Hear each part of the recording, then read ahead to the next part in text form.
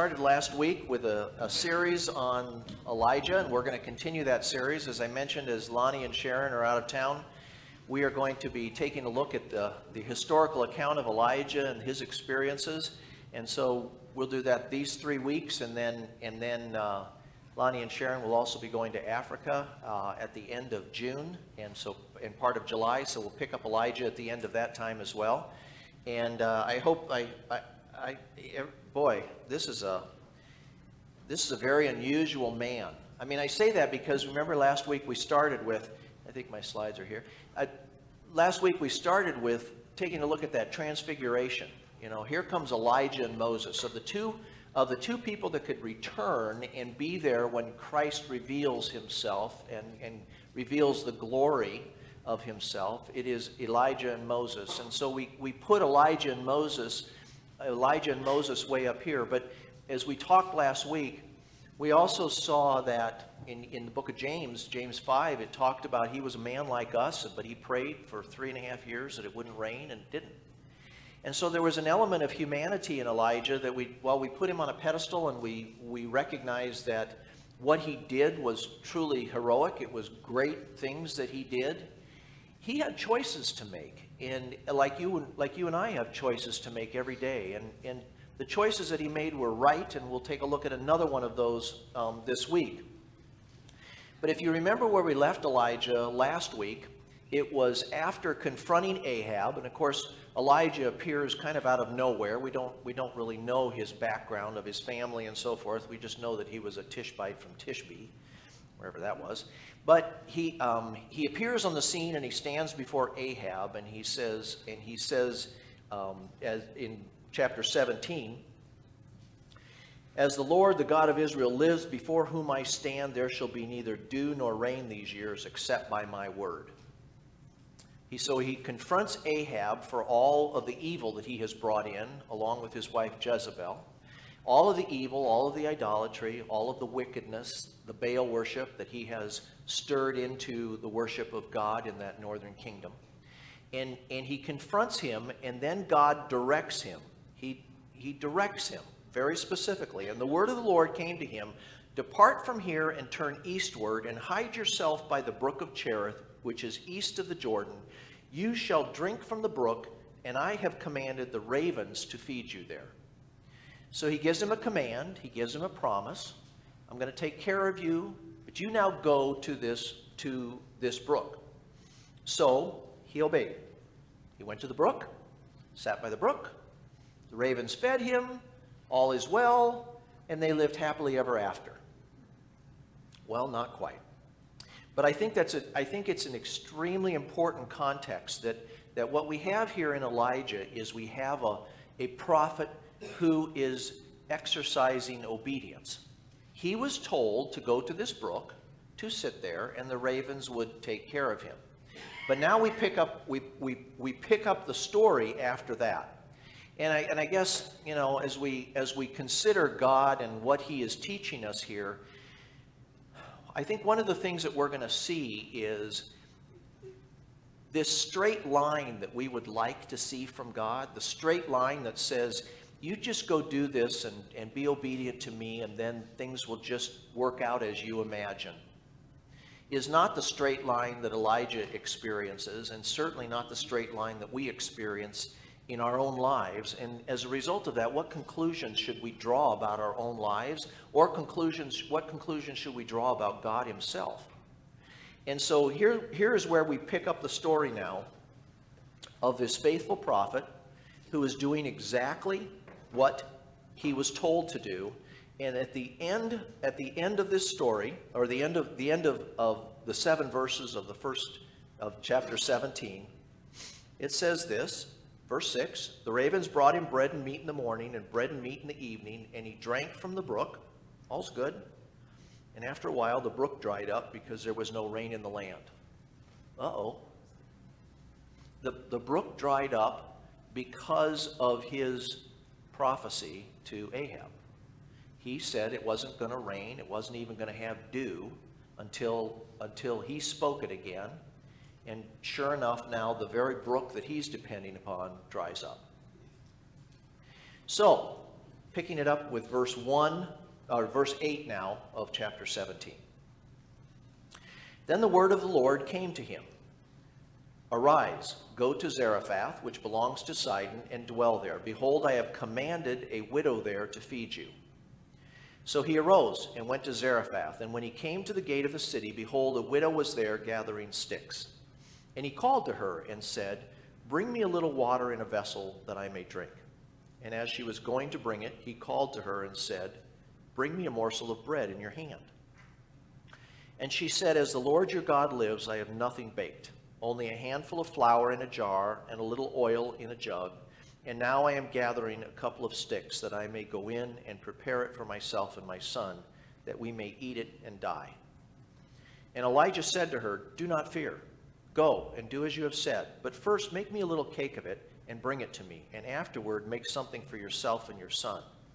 For thus says the Lord, the God of Israel, The jar of flour shall not be spent, and the jug of oil shall not be empty until the day that the Lord sends rain upon the earth. And she went and did as Elijah said, and she and he and her household ate for many days. The jar of flour was not spent, neither did the jug of oil become empty, according to the word of the Lord that he spoke by Elijah. So we're going to take a look at those first two verses, and it's the command of God. So he comes to, the word of the Lord came to him, Arise, go to Zarephath, which belongs to Sidon, and dwell there. Behold, I have commanded a widow there to feed you. First thing we see in this verse, in this first couple of verses, is he knew where he was. Now, you got to put yourself in his place. Brooks don't dry up overnight. Brooks, I mean, if you've ever seen the dry season in Africa, as the animals come to this shrinking water hole, waiting for the rainy season to come, it is progressive. Brooks don't just dry up and disappear. So as Elijah was sitting there, watching this brook dry up gradually, little bit less, getting a little more narrow, getting a little narrower, and finally it's a dry creek bed. What had to have been going through his mind? Well, put yourself there. And I will have a little audience participation this morning. What would have been going through your mind? He's forsaking me. What's that? He's Forsaking me. Okay. Maybe he forgot about me out here. But forsaking, like what would that do, Jim? Well, he's doing what the Lord told him to shut up the rain and the water and the dew. And now he's going, well, wait a minute, I did what you told me. Right. Now what? Now, all right, I did what you told me to do, and now the brook is drying up. Okay. What else could have been going through his mind? And so it begins. And so what? And so it begins. He knew that it was going to happen. So here, exactly. Well, he could have been thinking that. So it begins that I said there was not going to be any rain, and now, sure enough, no rain, no brook. Jonathan? I was thinking if God could get the birds to feed him, couldn't he have kept water in the brook too? Well, yeah, no kidding. Isn't that good? If God could have had the ravens feed me, couldn't he have kept water in the brook? Yeah, Piggy? It's not exactly what I had in mind. Yeah, that sums it up. This is not exactly what I had in mind. Not exactly what I... What's that? Especially if I'm being obedient. Yeah. There must be something wrong. There must be something wrong. This isn't what should happen, right? This isn't what should happen. So here's some of the thoughts that I would have had. What did I do wrong? Right? I mean, maybe there was something that I did wrong. How about, like, did I get the instructions wrong? Maybe God didn't want me here. Maybe I got the wrong brook. Or maybe it was sin in my life. Maybe it was something that I did wrong. Or even deeper than that, God doesn't love me. I mean, if he loved me, he would have this brook flowing. That'd be my definition of love. He'd have this brook flowing. Maybe God doesn't love me. Maybe God lost track of me. Maybe he forgot where, maybe he's forgotten me. I'm sitting out here all by myself, me and the birds, and now this brook dries up. When is he going to reveal himself? When is he going to show me what he is doing? This brook drying up has me really bothered. Maybe God doesn't care as much about me now that I delivered that message to Ahab. You know, maybe God's not as faithful as I thought he was. I mean, I did what was right, so therefore he should relieve pain in my life. Do we ever have these questions in our mind? I think so. I think so. So here's Elijah sitting by the brook, and it is not just drying up, but according to this last verse, and after a while the brook dried up. It wasn't early. It wasn't early that God then came to him and said, "Arise, go." But God knew where he was. The word of the Lord came to him, not necessarily early, but on time. The word of the Lord came to him, and now it was time to move. Many years ago, I remember a preacher, and I can't even picture when it was, but what he said stuck in my mind, and he said this: "Don't doubt in the darkness what you know to be true in the light." That probably applies to me just about every night in the middle of the night. You know, when those doubts come and you start thinking, well, maybe I didn't get that right, and maybe I should have done this or said that. Don't doubt in the darkness what you know to be true in the light. And God had given him direction. God had given him, not every day, not every minute of every day, but he had given him very clear direction. Go to the brook, and the ravens will feed you, and you'll be drinking from the brook. And Elijah did exactly that. He responded in faith to God's command and to God's promise. But now there is a problem because the brook has dried up. So God comes and says, "Arise and go." Next thing, verse 9. He knew where he was going. He knew the next step in Elijah's life, where he was going to be sending Elijah. And it was to this town of Zarephath, which belongs to Sidon. Does Sidon ring any bells from last week? Bells, as in Jezebel, right? That's where Jezebel was from. And so we're back to the map here for a second. And wow, that got a little distorted. So Sidon is right above Tyre up here. So he would have faced Ahab right in this area here in Samaria, and probably would have gone across over the Jordan, over into the east of the Jordan. And now he is told, travel north, leave the nation of Israel, leave the northern kingdom, and go up into this area up here, which is Lebanon today, and there you will find this widow. Walk to Sidon. So Sidon, right?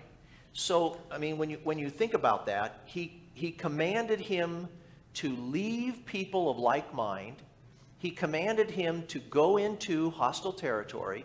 He commanded them to go really into heathen land where they didn't worship God. And this was right in the middle of Baal worship, right where all of that was promoted by the government.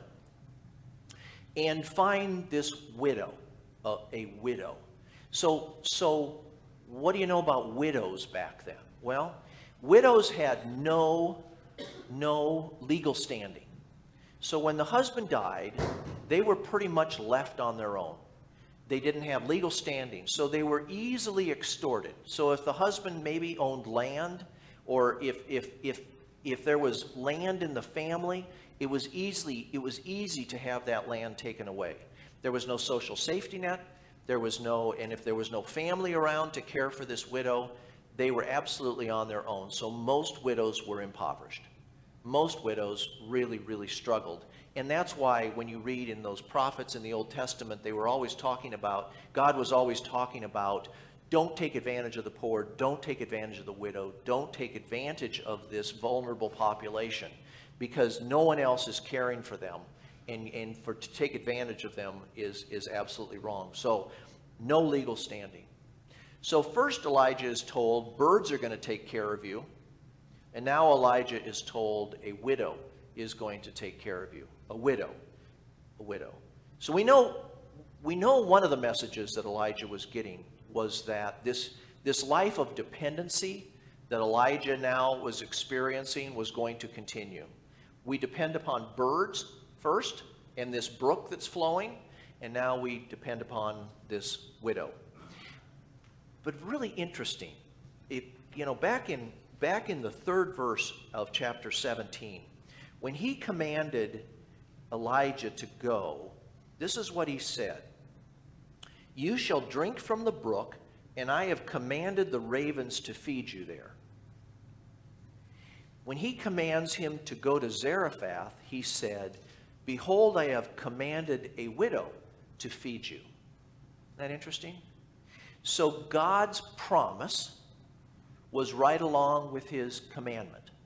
And we're going to see this as being extremely key in this whole passage. God's promise was right along with his commandment. Go to the brook, and ravens will feed you. Go to Zarephath, and the widow will take care of you. I have commanded the birds. I have commanded the widow. That's my promise. Now go. Go and do as I say. So he does that. He goes. Elijah's obedience. Verse 10, he arose and he went to Zarephath. When he came to the gate of the city, a widow was there gathering sticks. Gathering sticks. Why is she gathering sticks?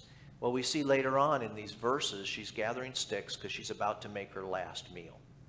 Now, gathering sticks, right? So she wants to start a fire. She has no resources. She doesn't have anything to burn. And she is going around and gathering sticks, not logs, twigs.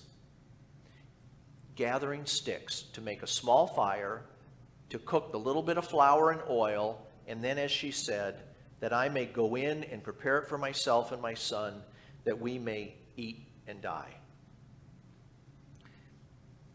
Test of first impressions. What would have been your first impression of that experience? Hopeless, okay, God. God said I was supposed to go to Zarephath and find a widow, and I've commanded the widow to care for you. She'll provide for you. What would have been in your mind? Oh, a rich widow. Right. A rich widow. Certainly not this one. Not this one that's gathering sticks for her last meal. I thought she knew. Yeah, didn't she know, right? Right. I mean, really? This widow? Now, I know that I would have said, maybe I have the wrong widow. Maybe there's another widow that I'm supposed to find. A better widow. Maybe I should turn back and figure this out on my own. Maybe I didn't get this right. Maybe I should turn back and figure this out, because my first impression is there is something very wrong with this picture. When God told me to go and do this, I assumed that from that point forward, of course, it would be fairly smooth sailing, that it would be done as I would expect. And he finds instead a starving widow with no resources, with a boy, of course, who also requires resources. No resources, a starving widow, preparing their last meal before dying, no fuel to even start a fire except for a few sticks, abject poverty, and this widow had absolutely no hope. I am going in to die with my son. So that doesn't happen overnight either, right? The brook doesn't dry up overnight. Widows don't die overnight from starvation. Long process. She'd come to the very end. She was probably emaciated. The son was emaciated. They were abject poverty. and here is the widow that God has said will provide for you. First impressions, there's definitely something wrong. You know, again, if I had put myself into that place, my perspective would have been very temporal. I feel sorry for this widow, but I need to take care of myself, and I need to move on. I need to find out another way to care for myself. But Elijah's perspective, of course, was eternal. His perspective was spiritual, not temporal, as mine would have been. I know mine would have been at that time. And then this other test, right? This test of physical impossibility. So she's going to provide for him, and what resources does she have? Little flour, a little oil, and a couple of sticks. And those are the resources now that she has. So physically, that's impossible. You are not going to provide for me, for your son, for you. That it is not possible. God commanded, God promised, and Elijah believed. He responds now. He responds now in faith. This widow with no resources. And what does he say to her? Do not fear. Do not fear. You know, well, you're going in to die. You're going into the same little bit of flour, the same little bit of oil that you saw the last time. You're going in to die. And he says, do not fear. Now, why would he have said that? Do not fear. Do not fear. There was much to be afraid of. There was much to be afraid of. Even though God had told him to go do this, there was much to be afraid of. And I think that the answer was very simple, and that was God's promise. God's promise to him. So when he sent him, he said, arise, go to Zarephath, which belongs to Sidon, and dwell there. Behold, I have commanded a widow there to feed you. He had promised. God had promised. And so the response then to the widow who said, this is all that I have, he says to her, do not fear.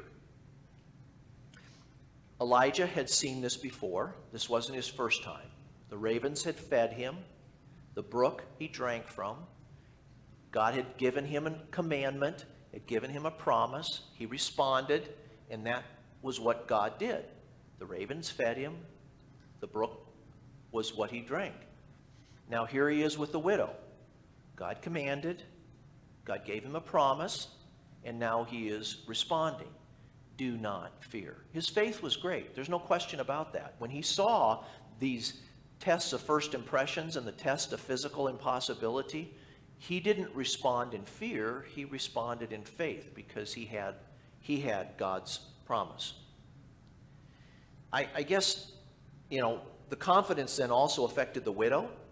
She turns and does this. And so she goes in. She did as Elijah said. She goes in and she does that. Instead of her saying, forget it, you know, this is impossible, she said, okay, all right, I will do as you have directed, as your God has directed. Should we be surprised that this is how God provides? Should this surprise us? You know, this passage in 1 Corinthians 1:27 through 29 says, but God chose what is foolish in the world to shame the wise. God chose what is weak in the world to shame the strong. God chose what is low and despised in the world, even things that are not, to bring to nothing things that are, so that no human being might boast in the presence of God. Right? I think this is God. This is God working. This is God putting Elijah through it. This is God putting us through it, that we would be dependent upon him. So this very end, so that no human being might boast. So here was absolutely an impossible situation. Even though God had commanded him to go, he walked into the situation and said, physically impossible. It is not possible What you have commanded, it is not possible. But his promise was there. Elijah believed, and of course now we see how God fulfills his promise. We find ourselves in these situations, I think, almost on a daily basis. We find ourselves with mountains that are too high. We find ourselves with valleys that are too deep. We find ourselves with rivers that we can't cross. We find ourselves in impossible situations. We're going to take a look later on when it talks about God's promise to us. Do we believe when we face those situations? Do we respond in faith in those situations? We'll talk about that in a second. God's faithfulness. God fulfilled his promise, but not in a straight line. Remember at the very beginning we said, boy, it'd be nice if God just, worked in a straight line where, okay, now he's told me to go do this, and now he's promised to do this, and so all things will work out well as we go and do this. He did fulfill his promise, and of course, she went and did as Elijah said, and he and her household ate for many days. It was obviously a miracle. The jar of flour was not spent, neither did the jug of oil become empty, according to the word of the Lord that he spoke by Elijah. This was not Elijah speaking that this flour isn't going to dry up, but it was God speaking through Elijah that this is going to continue until the rain comes again. But according to the word that he spoke, this is exactly what he did. So you look back and you say God's faithfulness. First, he directed him to go someplace that wasn't in Israel. Next, to a land of idolatry near Jezebel's home, hostile area. Next, to a widow who from the very beginning was very unlikely to have resources. And then a widow with a son. That was a problem, another mouth to feed. And then this widow was in total poverty down to the last meal, but he fulfilled his promises. He fulfilled, met the needs. Elijah responded in faith. Elijah responded in obedience. God responded in fulfilling his promise to take care of Elijah. So, what does this teach us about God? I think the first thing is, as I look at this passage, God's leading is often surprising, and don't analyze it. Don't analyze it too far. This passage here of, had we designed this in a straight line, we would have sent him to somebody who was rich, who had the resources, where he could have been comfortable. He could have had his pain relieved of thirst and hunger and all of that, and all of that would have been according to our plan. But I say when God gives us that prompting to speak, to exercise our spiritual gifts, to step out, to give sacrificially sometimes, to reach out to people that are not terribly lovable. I say often surprising. His leading is often surprising. And I think that him asking us to do something perhaps that doesn't make a perfect sense is something that we don't want to analyze, but we want to respond to. Because he may have something very different that he wants to teach us, very different that he wants to glorify himself using us. And we don't on that first impression simply sweep it aside because we're only seeing pieces of it. Next thing, the beginning days are often the hardest. Don't quit. In other words, difficulties that we find in ministry, difficulties that we find in serving other people and ministering to people of need can be very hard and can be very messy and can be very difficult. But difficulties don't mean that we got it wrong. That's, the don't doubt in the darkness what you know to be true in the light. Difficulties don't mean that we necessarily got it wrong. Difficulties can be expected, and Elijah certainly had experienced that. If he had given up on first impressions, he never would have seen God work. If we give up at that time of difficulty, when this ministry is really hard, when this family that I'm ministering to doesn't really appreciate it, when it means sacrifice on our part and we're giving up things that we think are very important in our lives and it's hard, we say we can expect that. Expect that. If God calls us to do it, we just can't quit. We have come together recently as a couple of congregations, and from the history that I understand of Believers Bible Church and the history I know of Grace Community Church, there might have been some times when we looked at each other and said, this is awfully hard. You know, this is hard. What kept us going? What kept us going? And I would say that it was the passion for mission. It was our calling, right?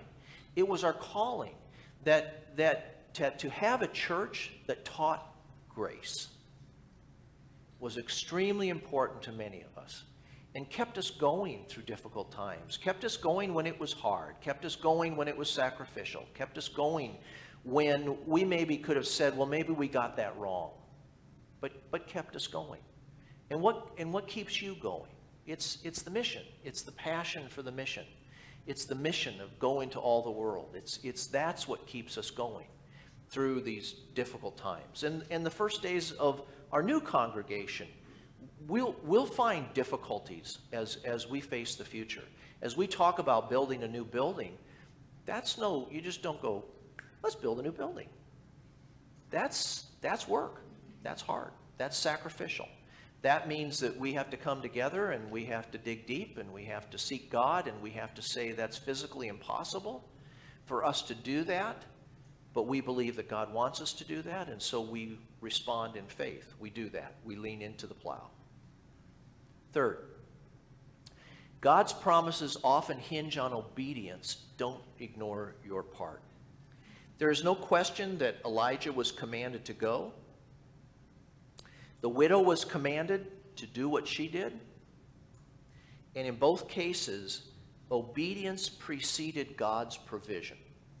We don't see God revealing himself in a miraculous way before Elijah and the widow respond in obedience.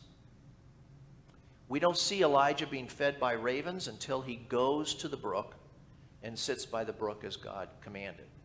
We see his obedience in response to the command of God, and we see God's fulfilling of his promise, his miraculous provision in both of those cases, after Elijah and the widow in this particular case had responded in obedience.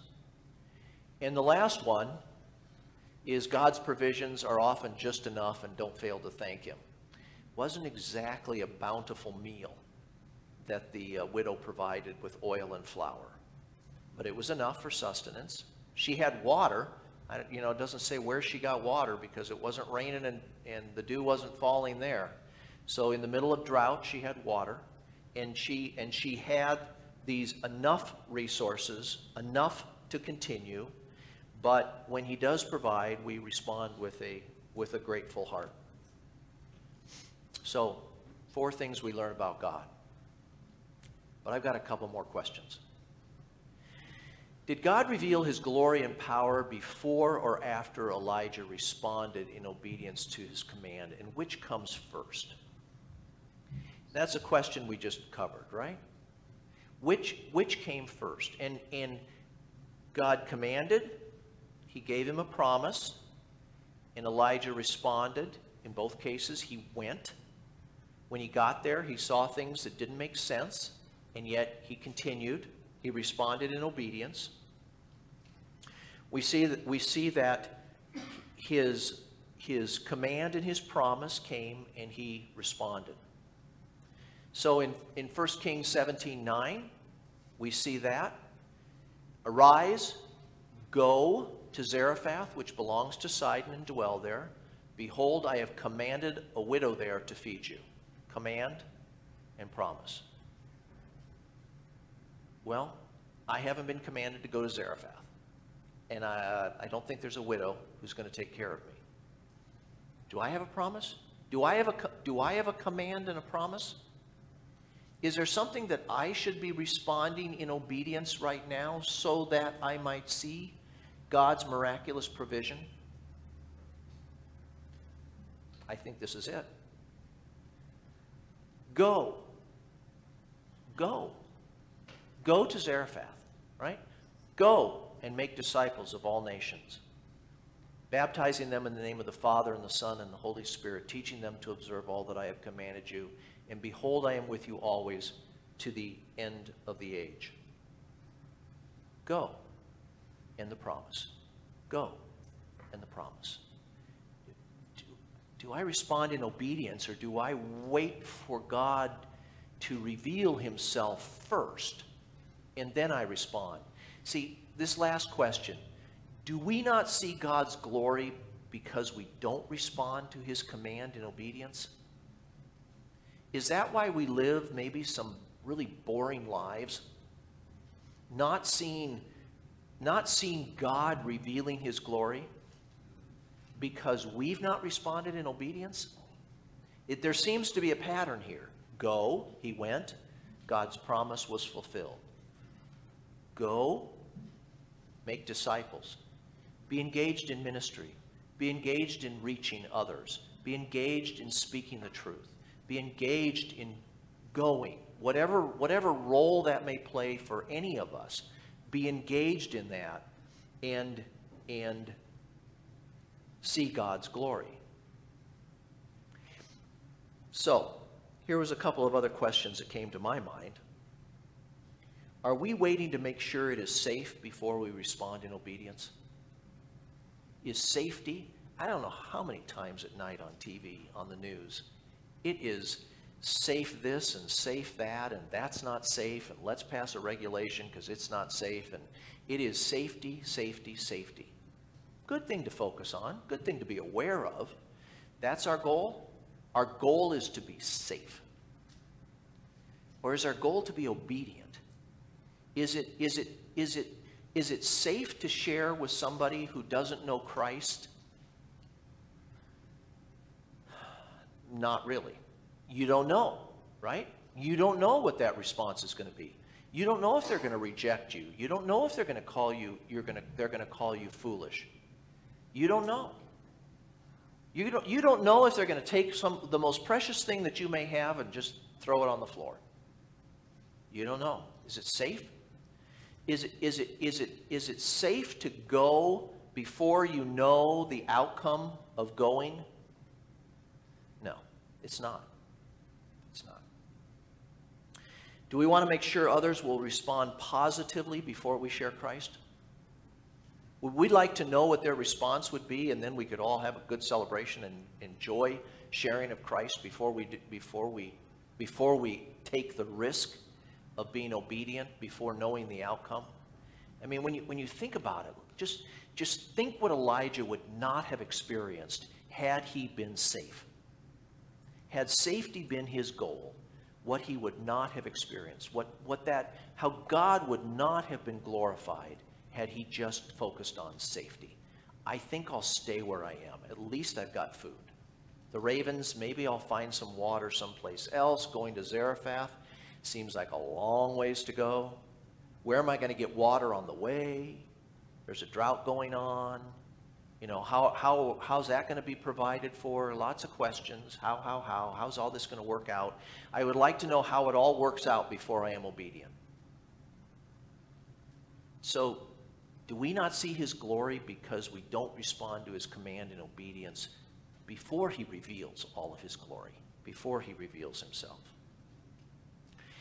Well, your application of this passage may be a little different than mine this morning. I mean, I focus kind of corporately on us, but maybe you're in that situation right now where your brook has dried up.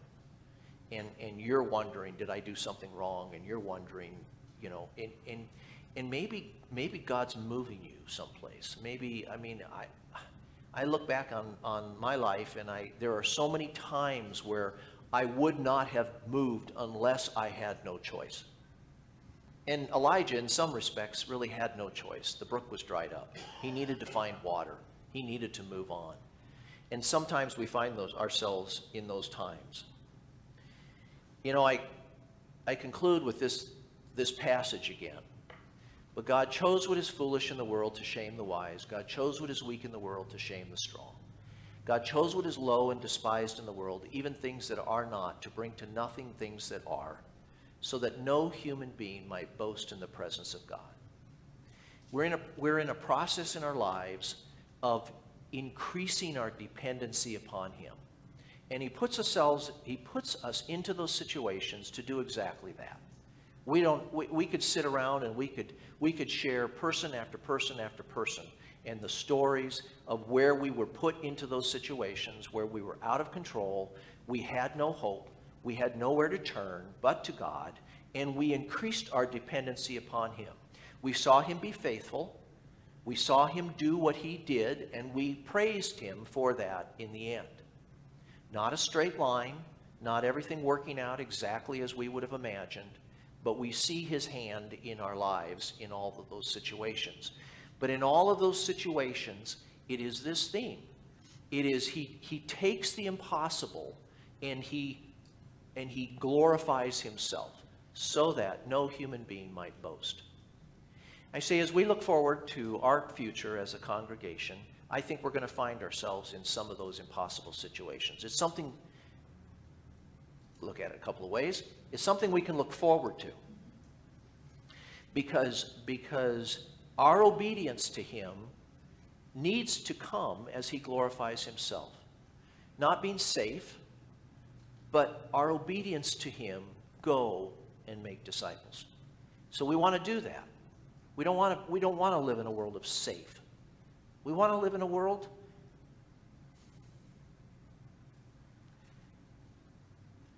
where only he receives the glory. Let's close. Father God, what a powerful demonstration of your glory in both of these passages, that you would be commanding birds to bring food to Elijah by the brook, that you would be commanding an impoverished widow who had no resources to respond in faith in her way to miraculously provide resources that you might be glorified. And in neither case was Elijah glorified. In neither case was the widow glorified. In both cases, only you were glorified. Father, as we face the future together as a congregation, that's our prayer. That's our prayer, that only you would be glorified. And we know, Father, that will happen when we find ourselves in impossible situations that on the face of it look very difficult, that on the face of it look like they don't make sense.